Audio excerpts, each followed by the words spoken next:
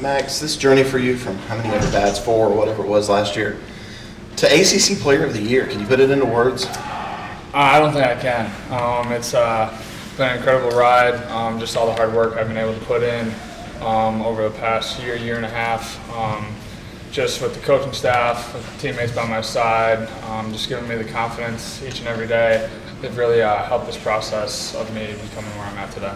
What was your reaction when you heard today in the meeting that, not only are you first team All ACC, but you're the Player of the Year in this league? This is a really good baseball league. Yeah, just grateful.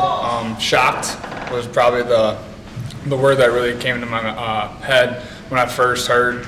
But again, it was really cool to do it in front of the teammates because they've been a big part of the season for me and even the coaching staff. But yeah, just really grateful for the opportunity, and just like I said, the hard work I've been able to put in the past year and a half is starting to show off a little bit. What's the reason for the turnaround, do you feel like? It's one of the biggest turnarounds you've ever seen for somebody from one year to the next. What do you think was the cause for the just extreme rise in production? Yeah, if I had to say one thing, it'd be the experience I got freshman year. Although it didn't go the way I wanted to, just the experience I was able to see in the games I got to play my freshman year really helped into what I was able to do this year. Even though I didn't even start opening weekend, I knew I was determined, and I knew that I was an everyday player here. At what point did you think that, hey, this year could be special? I guess I really don't know, but I know I just come in here every day, just try to be consistent, and never try to ride the highs, ride the lows, just try to be that even keel kind of player. So it's just, we're playing baseball. It's like you expect to be good and stuff like that, like everybody here, like we expect the best out of each and every one. So I guess really every game, every series is important to us and me, just to do my best. So I wouldn't say there's one particular point.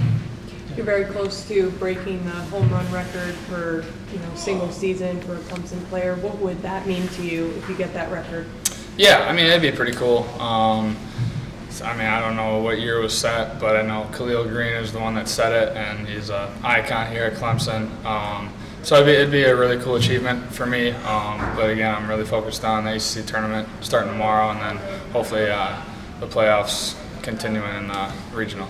Winning Player of the Year and putting your name alongside Seth Beer and Khalil Green and some of the players that have won that here, what does that mean to you? And do you kind of almost think of that like, whoa, I can't believe that now I'm forever with those guys? Yeah, that's exactly how I think. Just to hear my name with those kind of guys, the Clemson greats, it's unreal. I know how much recognition those guys get, and really it's something I dreamed of getting to that point.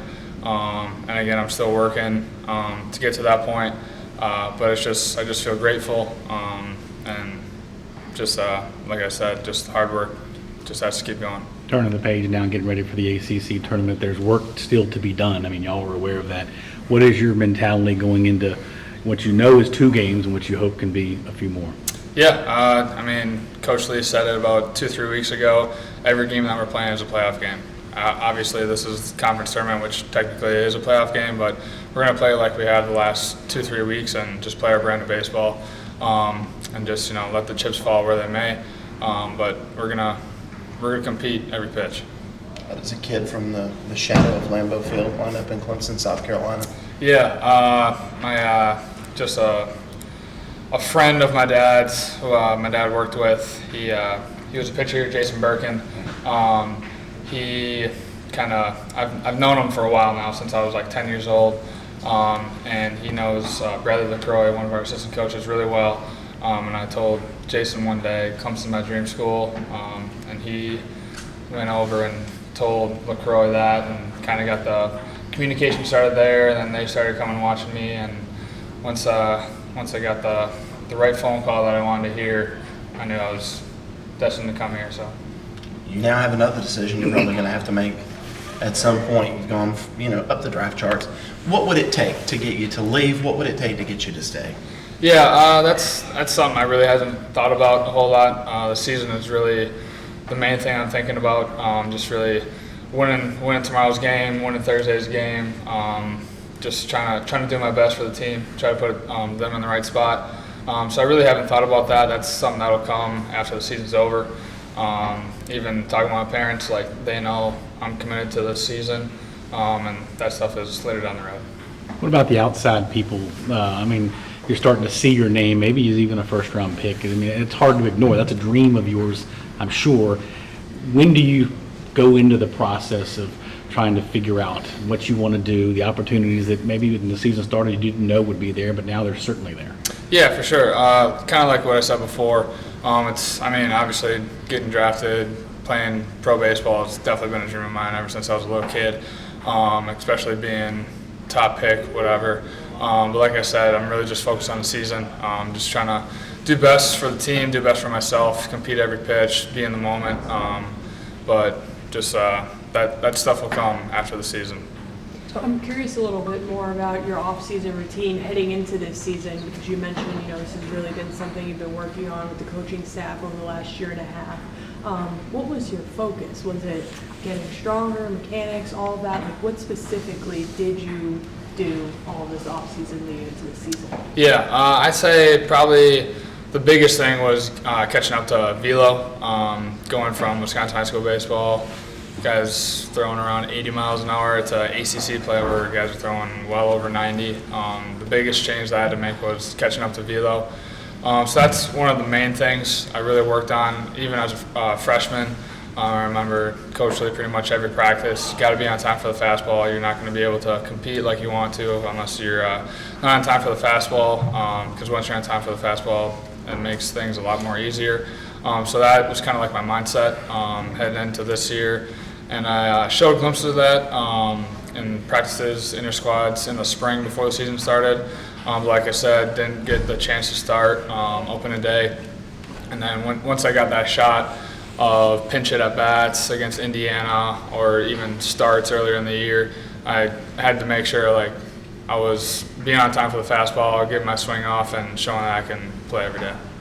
Just talking about that turnaround you made from last year. I remember talking to your dad. He said you got pretty low. He thought you were maybe even defeated after last year. I mean, how low do you feel like you did get? And do you think there's a lesson here in terms of, how much you really can turn around from, being from where you were to where you are now? Yeah, last year was definitely tough for me, especially, from being in high school where, every year I succeeded. Every year, I was really good, and then coming to here where I definitely struggled a bit, definitely took a toll on me, because just confidence-wise, I was always this guy up in Wisconsin where I was a dude, and it just felt like that status of me just went away freshman year.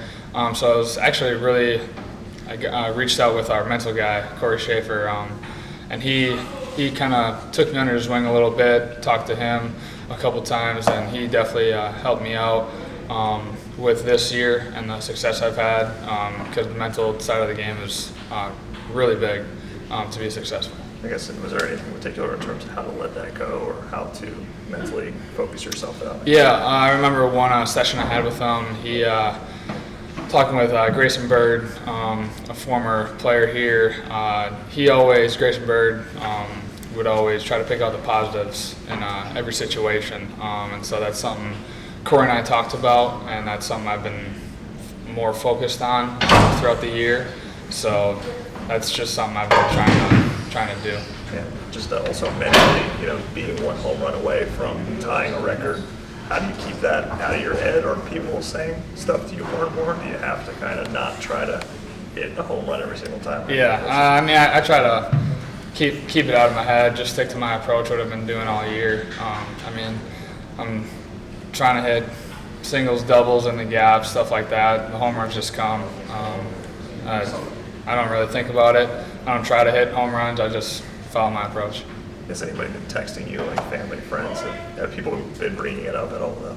Not really, because they know that I don't like to hear that stuff. That they know I'm committed and determined, and just sticking with my approach, and that's how successful I'll be. Anything else? All right, thanks, man.